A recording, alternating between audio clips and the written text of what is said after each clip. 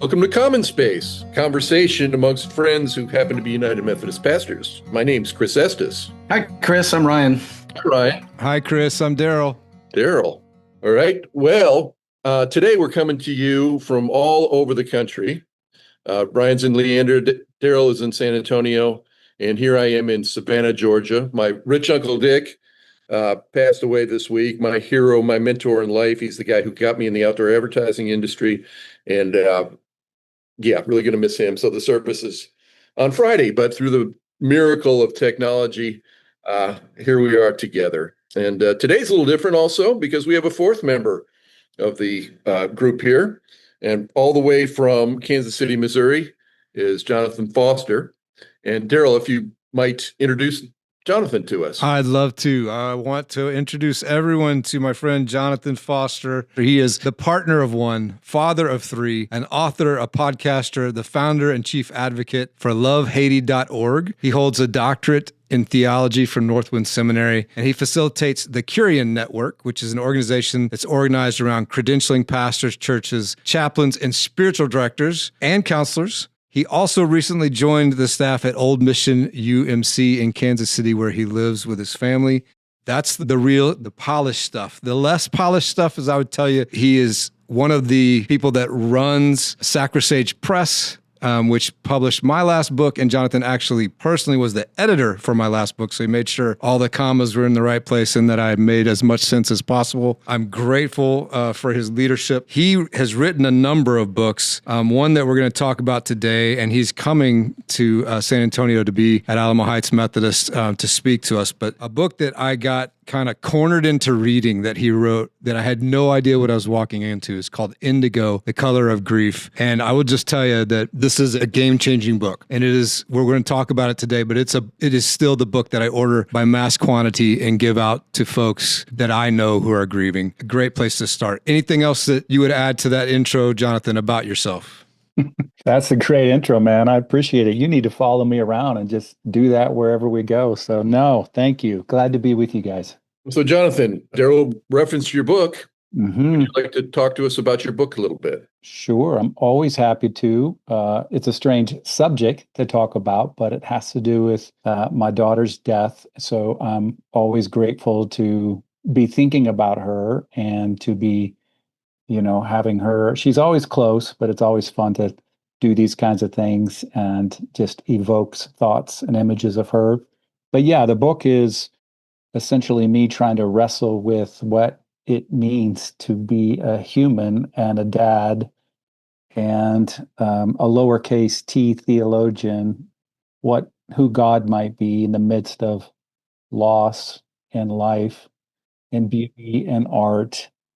And yeah, it's just a struggle of kind of where things that I went through and am going through and trying to name grief and trying to name the good and the bad in the middle of all of it.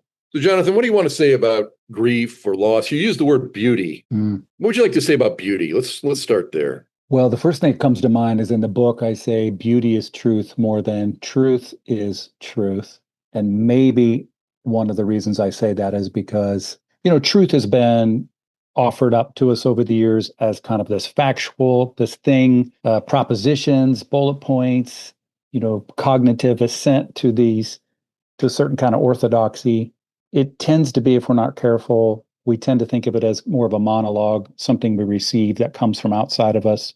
Beauty is, to me, much more relational. Well, not much more. It is relational, and it will incorporate some of these kind of propositional truths that I don't know that they necessarily live outside of us, but that we've inherited. We all live downstream from whatever has happened in front of us, before us, and that's for good or for bad.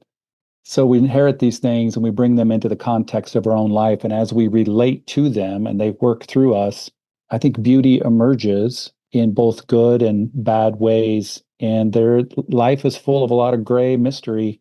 And I keep being drawn to the beauty in the middle of all of that. And because of all that, it's given me a sense of kind of direction and purpose, a telos, a way to go that has been deeper and more substantive than truth itself, because truth itself, again, tends to feel more factual, and the facts, may or may not lead one into doing the right thing or something that's beautiful. So yeah, beauty becomes something I'm constantly trying to excavate. And beauty, grief, and loss are not mutually exclusive. There is beauty in the loss and the grief. I think so. It's that's not to diminish how terrible it is and how awful it is, but maybe the greater the terror and the depth of the loss, the more possibility for beauty. Not that beauty has to have that, not that love has to have loss, but rather that is just the reality of the situation that we are in. The world is replete with the possibility of this undomesticated wildness at any given moment. And as those things are uncovered, the more they're uncovered, I just keep finding beauty over and over and over again. I've listened to Indigo twice now. Most recently, I'm driving down the East Coast here to my 92-year-old uncle's funeral for Friday. And, of course, given where I am emotionally, your words landed, particularly hard in a meaningful way. So as I listened, though, I couldn't help but notice, the influence of open relational theology throughout the book. And I also heard echoes of non-dual awareness.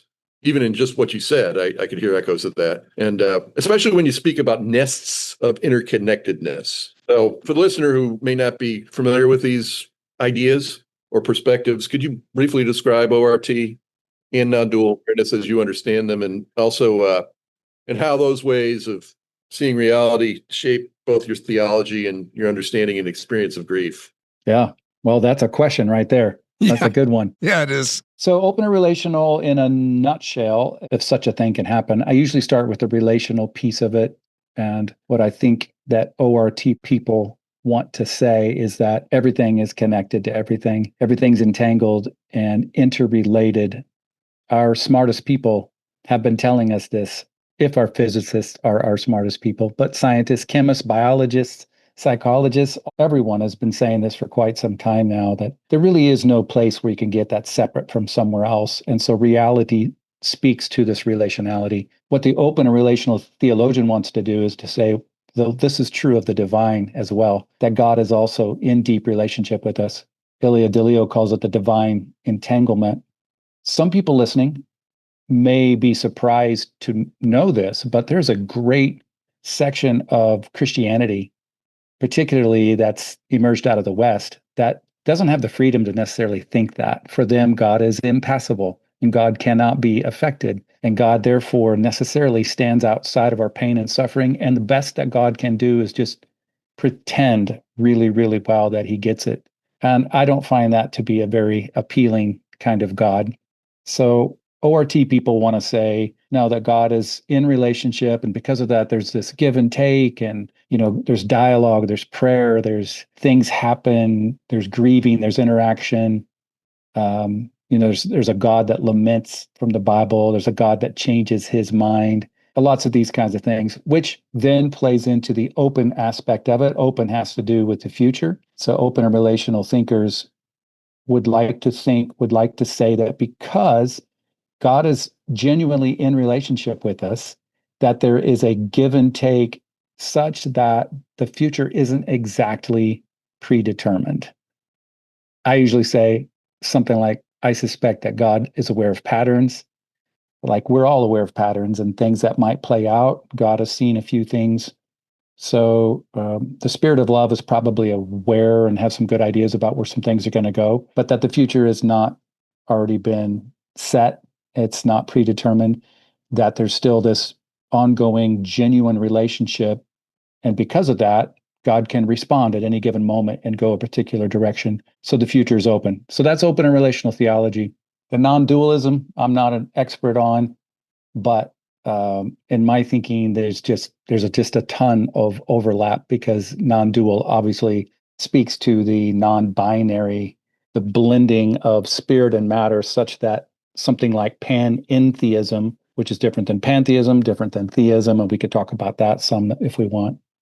But those two things are overlapping, and all of that has informed my grief tremendously. Or it could be just as true to say that grief has informed all of that thinking about ORT and non-dualism tremendously. If you would like to hear people talk about pantheism and panentheism, I recommend Homebrewed Christianity with Tripp Fuller. That's right. That's a good place to get it. So hearing you talk about beauty, starting there and then talking about the ideas of open and relational theology, I was already connecting some of the poetry in the book from the poem Beauty. And then in the prologue of Thunder, you talk about the lightning strike that kind of is almost permanently there behind everything that is a flash. And I love the line in the poem for Beauty that the beauty is the longing, and it's like the longing for that lightning strike to witness something like that again, but also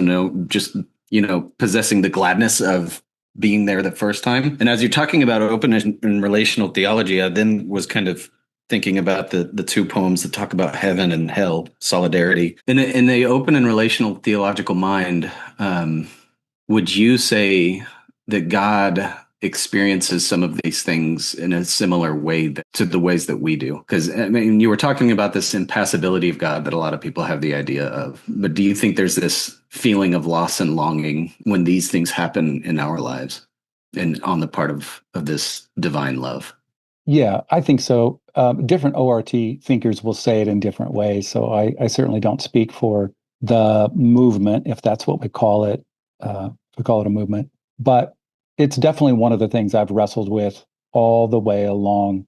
And I talk about it a lot in the book, just the loss itself, how it's such a weird thing to ponder. It's a loss.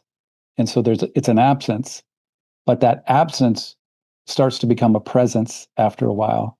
It's formless, but it's forming me. In a sense, it has no energy, and yet it's energizing so much of what I do. And even in this context, we're 11 and a half years removed from our daughter dying, and still it's affected literally everything in my life. Talk about living downstream. I mean, we live downstream from that. So she's not there, but there's so much that's still happening. And to try to answer your question, it's probably an unanswerable question in some respects. And yet I still wrestle with it all the time. I think that, yes, somehow that's representative. Well, I think probably more than representative. That is somehow something that's taking place in the heart of God, that love itself. And I think that God is love. That love itself constantly carries with it an element of woundedness and of vulnerability that at any given moment can open up and literally overwhelm things. Maybe that's one way of looking at what happens at the crucifixion, and that God is potentially overwhelmed by that grief and that loss. But that love is so deep and creative and patient and generative that it can withstand that, brings that into itself, so to speak. And then the miraculous thing is creates potentially something new in the middle of all of that. So it's a way to try to be intellectually honest about the loss without diminishing that, and to say that what I think is that lives within the heart of love itself. And so love is constantly kind of falling away into itself kaleidoscopically, but then reorganizing at the same time. So something like that is what I think. I love that. Thank you. Thank you. Eckhart Tolle talks about one thing about grief is when there's loss, when you're 4/5, right? That the essence is still with you. He uses that term. The essence of that 1/5 is still with us in here. And what do you think of that idea? I think so. I mean, I'm not 100% sure how he would define essence, and probably different people define it in different ways. I mean, certainly, and I start to play with this a little bit towards the end of Indigo when I'm talking about systems nested within systems, certainly at a neurological level. Not that I'm a neurologist, but I do have friends who are in the field. And so some of this has been corroborated with them. Like, things are happening. Let's say synapses have fired and formed in my brain around, in this case, my daughter, and those things have been activated for 20 years and 6 months. Other synapses are living downstream from that and being influenced by that. That goes away, or it doesn't go away. It starts to go dark after she's gone, And now my relationship to that darkened area neurologically starts to affect other parts of my brain. So I'm being formed by that as well. Guess I'm not sure how that connects with the essence of Eckhart Tolle is what you're saying. But I guess I'm trying to say something like, yeah, the relationship I have with that absence is still forming me. I'm not even sure where she ends and this new thing begins, and vice versa. So the essence of who she is, that's affected me, and it's playing out in my life, and it never goes away. I think that's what I'm trying to say. What we can say is neurologically, we are constantly being affected by the people that were in our lives, and people maybe we didn't even know, that lived generations before us.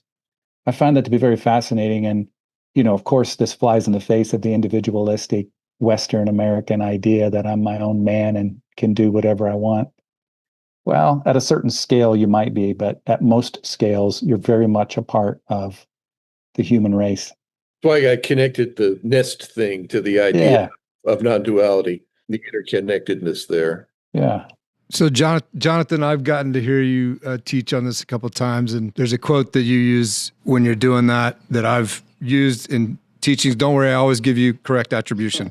But this is from the book, and it's grief is an ache that winds up going everywhere generally because it's a love that goes nowhere specifically. And as I'm listening to these last couple of conversations that y'all are having, I can't help but think we've talked about on Common Space before, that it's very easy for us to get trapped in biblical metaphors of what God is like and start reading those metaphors as though they're not playgrounds to explore, but concretization, something solid. So getting lost in the metaphor of God as a being, of God like as a mother or a father or a shepherd or a potter, those are all human-like metaphors. And so then God starts to act like a human, and our expectations of how God would respond to our grief or react to our grief or cause our loss or any of those things, we get really stuck in those metaphors. But we also have this collection of metaphors in the biblical library that don't talk about God as a person-like being at all, that talk about God like you're talking about God, as a sacred presence in whom we live and move and find our being. Mm-hmm. And I just wonder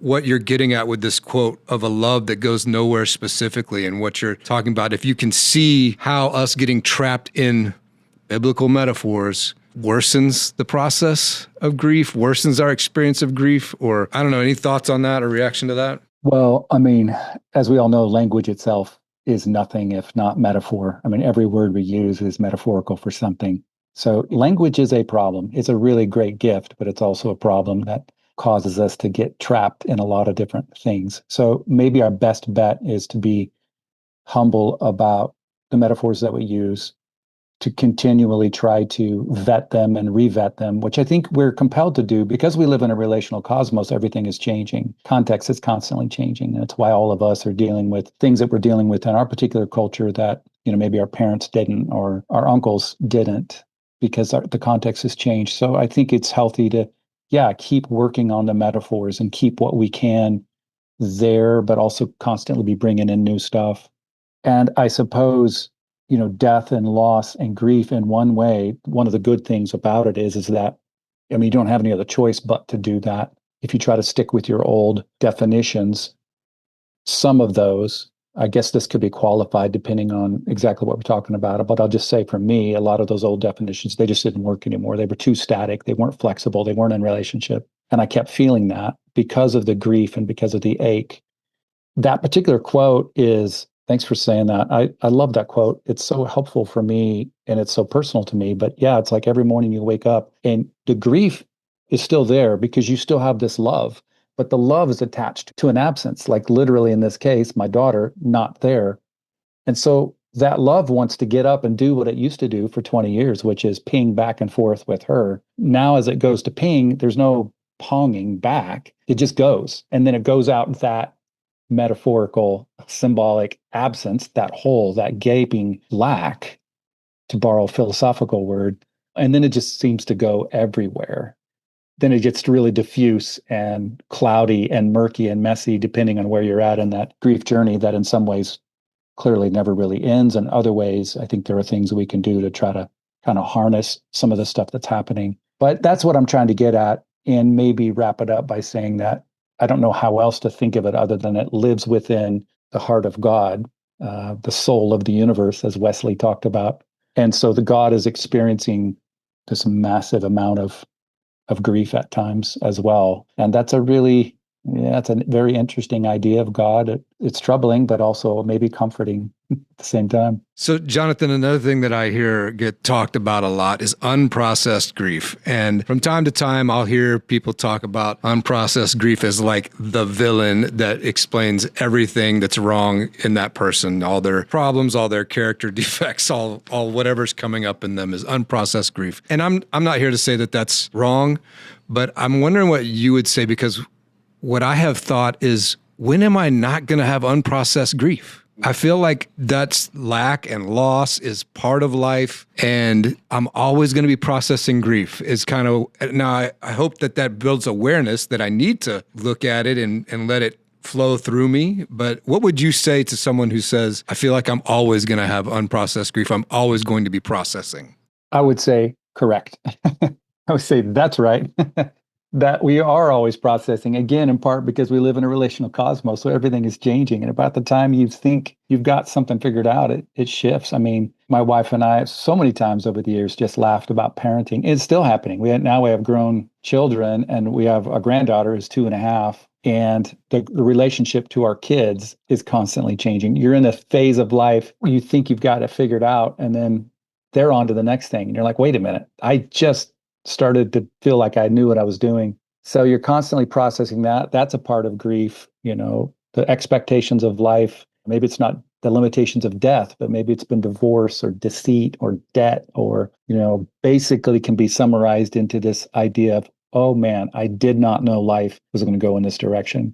I think, I'm not sure exactly what the contexts have been in those conversations, but I do think a really healthy thing for Christianity in our culture now and moving forward is to be the place where we can, to borrow a therapeutic term, we can hold space for people and for them to come and to process their stuff with us, and for us to not be so insecure that we can't hold all the tension of their unprocessed grief and of their dissonant, discordant rhythms that they're bringing into the body. And when I say this, I'm holding my hands out. I always think of Jesus on the cross. I think this is one of the healthier ways to look at the cross. It's not the place where God fixes the world. It's the place where God is holding the whole world together and bringing it in.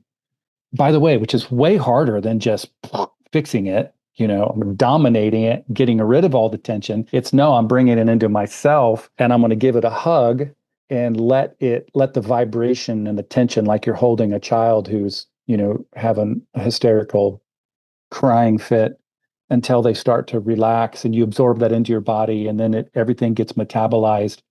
That's the picture I'm getting as you're asking about that. And I think that maybe one of the most important things a church can be doing is to help our world. And frankly, the first people that need to be helped are the Christians. Amen. Thank you for that. You're reminding me, Ryan told me a midrash a long time ago, whenever I first met him, that we get from our Jewish brothers and sisters about sometimes you'll hear him talk about the Shekinah or the Shekinah, the glory of God, that it gets used when Moses wants to look at God in the Exodus story. And it says, you can't take this. You can't look at this just head on. It's too much. And so there's arisen out of kind of Western Christianity, the idea that the reason you can't look on God, or that Moses can't look on God in that story, is because God's too awesome. God's too shiny, too powerful. It would just melt your face off with awesomeness. But there's this, I think it's in the Mishnah, like this midrash that we've gotten from our Jewish brothers and sisters. It actually says the reason you can't look on God is because of the amount of pain and loss and grief God holds. That would overwhelm you. So you're reminding me of that. And I've always found that midrash so much more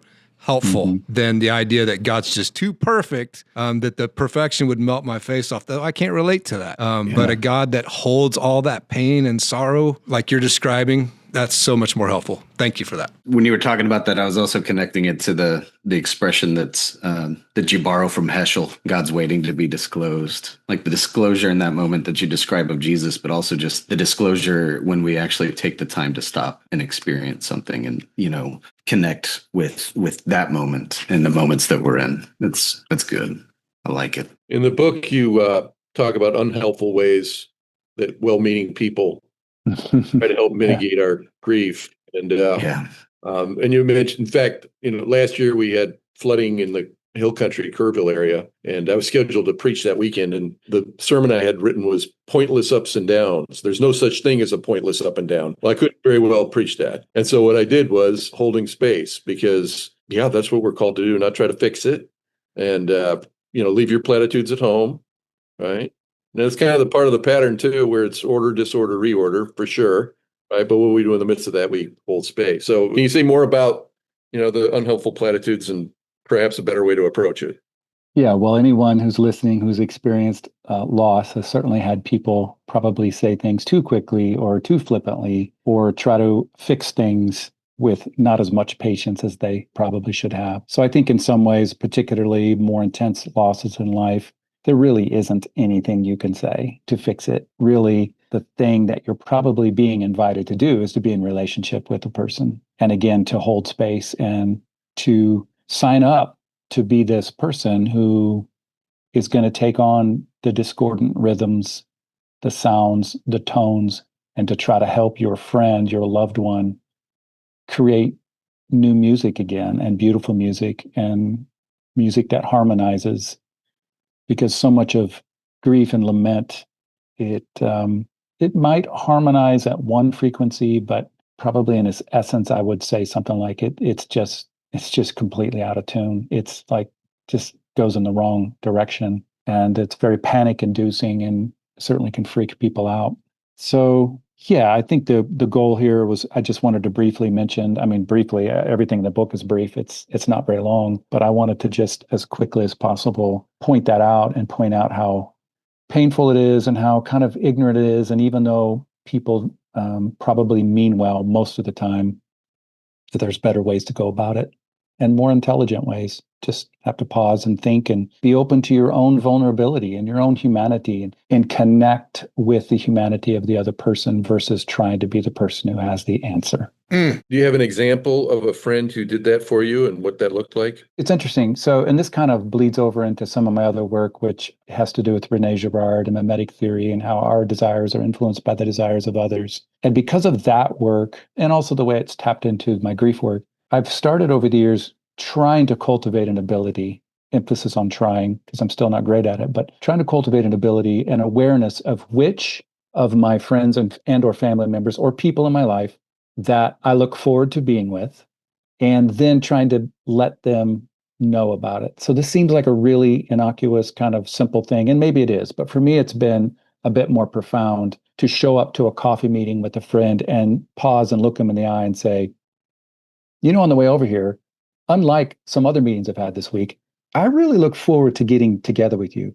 And then I started thinking about why is it that I look forward to getting together with you? And almost always, obviously, the specifics change depending on which friend we're talking about, but the common denominator has to do with things like I enjoy being with people who want me to be free. I enjoy, in a Girardian sense, what I'm doing, I think, psychologically, is I'm imitating their desire.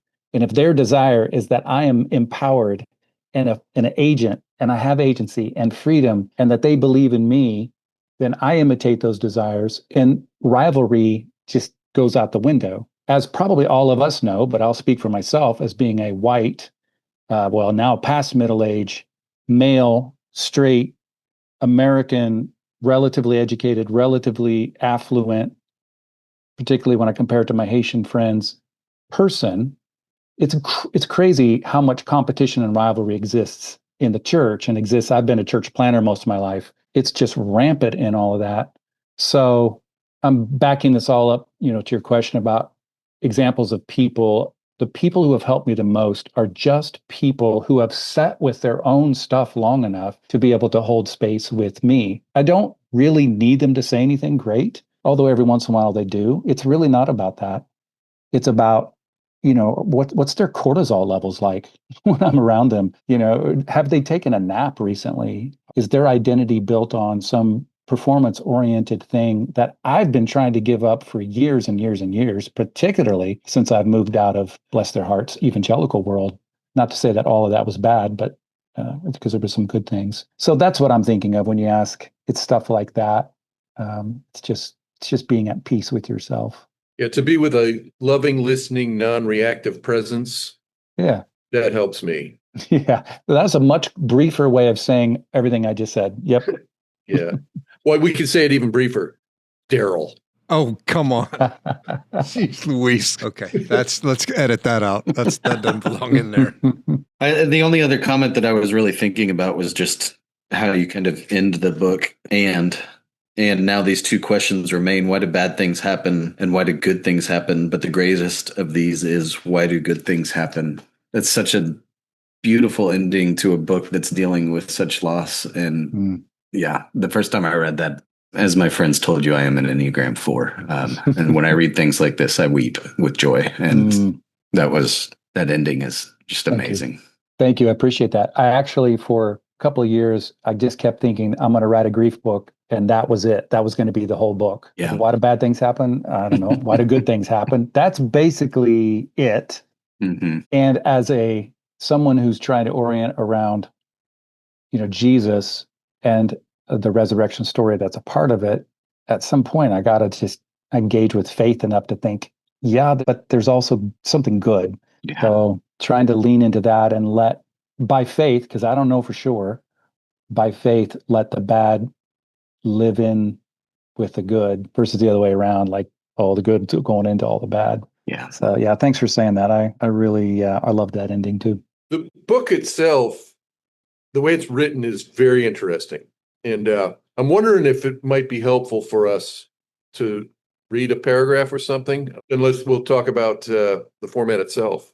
Anyone have a paragraph in mind, or you want me to just pick something? Maybe the moms, when you do talk moms. about the nested reality. Sure. Well, the last lines leading up to the little chapter called Moms sets it up. Yes. Yeah, those are good. And it says, wait, can God be changed? I think so. For as the baby grows in the womb, so the mom grows in her world. I think God might be a mom. Moms and children live in great overlap. The baby's mind develops in the womb, which means mom's experience informs baby's actual experience. The mom's body receives cells from the baby, which means baby's experience informs mom's actual experience. What is true with mom and baby is true with all of us by gradation. Our interacting bodies, lives, dreams, ideas, passions, desires, experiences, environment constitute each other's existence. It's a nested system. One's existence is never entirely their own. We're all in a great overlap. It's true that death is a cessation of blood pumping, lungs breathing, and brain firing. And if one had a visual spectrometer kind of a thing, which is something I referenced earlier in the book, like a visual display measuring the interaction bouncing around within a family of 5 doing life, interacting, playing, arguing, talking, singing, taking trips together, and one of the 5 died, the display would grow muted in certain areas, even dark. However, if it was possible to keep the visual spectrometer kind of thing powered on as they went deep into the resistance, grieving, weeping, gasping, screaming, working, singing, praying, hoping, dreaming, hugging, helping, building, deep into the resistance to find beauty and live. In time, the visual spectrometer kind of thing might begin to flicker, materialize, and form surprising new patterns. My little fraction carries our girl, and that she is entrained, embedded, embodied within us. Cells, humor, dreams, neurons, memories, passion, music, ideas, hate, love, all of it enlivens us forward into the life of others with whom we are entrained, embodied, embedded, and they the same for others. Multiply this by billions of people and billions and trillions of creatures in the world and countless interactive entities in the cosmos, and what you have is an impossible to imagine overlap, nested systems within nested systems, perishing, entangling, enlivening, constituents of even more nested systems. I don't know anything for sure, but I suspect all this overlap might be God, and if God, well, anything is possible. Beautiful. Beautiful. All right, so let's talk about your format here, your style. Did you write that as stream of consciousness, or what'd you do? Yeah, kind of. I knew that I wanted it to read that way and to feel that way. I didn't realize till about halfway through. I kind of figured out what I was doing, even in the lowercase way that it's written for folks who actually read it versus listening to it. I really think in retrospect, I was trying to take control of all the wildness to some degree, control in air quotes, because I understand that doesn't exist. But at least capital C control doesn't. But like, writing itself has become a way for me to order things and to try to create some kind of sense. And so stripping it down felt like, and then just this small, I've always enjoyed this anyhow. I've always enjoyed, well, you wouldn't know this from hearing me preach on a regular basis, but I enjoy people who can say lots of things in a small amount of space. And so this was an exercise in trying to do that. And it felt like the best way to keep the flame of pain from flaming up into some giant existential, bomb anyhow. So yeah, when I first started, I kind of didn't really know what I was doing, but about halfway through, I'm like, oh, I kind of get it. I'm making up my own stuff here because I have to figure out a way to have some agency. Otherwise, this thing is it's out of control. It's too much pain. And there's a beat and a rhythm to it. Also, you've got callbacks and choruses practically. I mean, it's a real work of art. Thank you. When and all the chapters are short, I almost thought that you could use this thing almost as a devotional, right? And as a meditative devotional, just read a chapter at a time and reflect on it. Thank you. I appreciate that. Only other thing that I have is like grief and loss being non-comparative spaces, because I run into that a lot, practically with people in counseling, but also like in my own life, right? Like it's just like that thing where we end up comparing what we're going through to something else. It could be what we went through the last time we lost someone, or it could be somebody else's loss or whatever, and thinking, and inevitably that is always used to diminish, right? It's never used to say like, well, compared to your grief, my grief is the best. We don't ever do that. But we always do the, I should not be feeling what I'm feeling. Yeah, I think it's a really good point. I do think that us humans tend to get caught up in comparison. I've said this before, and I think it's still true. It's more anecdotal, but it seems to me the more masculine sides of us, humanity, tend to get caught up in competition. The more feminine side tends to get caught up in comparison. At the end of the day, I think they're basically two sides of the same coin. They have a lot to do with looking at other people and assuming that the other person has their kind of life together and the way that they're living and the stuff that's going, well for them is indicative of, God has blessed them, their life is good, they have no lack, to go back to philosophical language. And so then we begin to imitate the things that they do. And there's some good things that come out of that. Humanity's evolved in part, I think, because of our imitative ability. But then, as we all know, there's some really unhealthy stuff, and you're speaking to that. And so I'm glad you brought that up. I try to, every time I talk about this, be open to making sure that people know there's really no point in comparing. I think Brene Brown talks about this. She'll say things like, just stay in your own lane. The world has enough, you have enough pain, and your pain is your pain, and my pain is my pain. And so it's really pointless to try to figure out which is worse, and so which might be more profound. And I reject all of that anyhow. I don't think the profound loss necessarily makes you, is going to reveal necessarily God in a better way than someone who hasn't had any loss. I think it often does, because people are open to loss, just have their own lives changed and open, to the degree that they're just desperate and they're looking for, new insight. But the comparison game is particularly unhealthy in all aspects of life, not least of which is grief. So you have problems. And if you don't have problems, just enjoy your life. And trust me, you live long enough, it's going to happen. And then if it doesn't, then just be blessed and be thankful and work through whatever it is that God's given you. Each day has enough trouble of its own, right? Amen. All right. Well, I think that seems like a good place to end it. Thank you very much, Jonathan. Yes, thank you, Jonathan. Yes, thank you. Much appreciate it. For recommendations going forward, mine is The Uncontrolling Love of God by Thomas J. Oord. I was going to say, if you want to really think through grief, you could rewatch the NBA Finals. Ouch! Just a few weeks ago. Ouch! And ouch! Given that you guys are from, wow, that was really, you guys are really still kind of tender with all that. That is just uncalled for. Provocation. Oh, man. Uncalled for. Oh, I still have nightmares about Ray Allen making Talk about the shot unprocessed grief. 2013. Yes. We're still I guess we should have processing. started with that. Wow.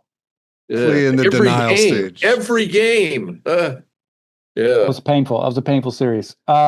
Besides Spiritual and Not Anxious, Darrell Smith's Thank you. book, which is a good recommendation. I have been reading a lot of a guy by the name of Robert Macfarlane lately. He's not a Christian, but he's I don't know what kind of writer he is. He's like literary naturalist, kind of like a John Muir type. And the language that he uses is so beautiful. And he just talks about, he basically every chapter is him, conveying the beauty of what it's like on a hike. And it's pretty funny how it sometimes doesn't go anywhere. And I just get lost in the words and the sentences themselves. So I don't know how great of a recommendation that is for a normal person, but if you like the wilderness, which is a good place to grieve, by the way, maybe Robert Macfarlane. Yeah, I'm going to follow the path that Jonathan took in recommending somebody's books that they've authored that is part of the conversation. But I love these little. Oh, nice. These things are awesome. These are the open and relational take on different things like eschatology, sexuality, atonement, and hell by Jonathan Foster. They're brief books that do a lot to help steer us towards some more generous theology. And then I will add on to that by recommending what we've been talking about today, and that's Indigo, The Color of Grief, also by Jonathan Foster. You can find out more about Jonathan at jonathanfosteronline.com, as well as get links to all of his works. We highly recommend. And also, if you are in the San Antonio area on August 30th, want to recommend that you come to Alamo Heights United Methodist Church on that Sunday morning to see Jonathan speak. He'll be in all three services, 8:30 a.m., 9:30 a.m., and 11 a.m. Or you can watch that online at ahumc.org/watch. And I also want to point you toward our producer, Christian Ortiz. He has a newsletter called Christians Commonplace, and the upcoming issue of Christians Commonplace is going to talk more about his journey with grief and his experience of reading Indigo, The Color of Grief. So check that out, and you can find information about that at christianwrites.com, which is ChristianWrites.com. And of course, the Adventures of the Chapalachian are now online at YouTube at Bonespur the Chapalachian. So my most recent long-ass section hike or lash of the Appalachian Trail through Maryland and Pennsylvania. All 33 episodes are up now. And you were processing some grief on the trail. I did. I processed some grief. I did. All right. Thanks, everybody, for listening, as always. And if you have a topic you'd like to hear, just let us know. Thanks again, Jonathan. It's really been enlightening, and it's been a real pleasure. And reading your book has been really transformative. And thank you so much. So, everybody, until next time, may your eyes be filled with wonders, your hearts full of joy, and your footsteps firm as you walk with God, and let your light become your voice. See you next time. Peace. Amen. Peace. Thanks, guys. Thank you for listening to this episode of Common Space. Don't forget to follow or subscribe to this show so you don't miss a single episode. If you have a faith-related question you'd like to submit to the show for the chance of it being featured on a future episode, visit ahumc.org/questions to submit. That's ahumc.org/QUESTIONS. If you'd like to contact the podcast team, email us at podcasts@ahumc.org. That's podcasts@ahumc.org. You can also visit our website, ahumc.org, anytime. Any related links are also in this episode's show notes. Again, thank you so much for being a listener. We truly appreciate your time.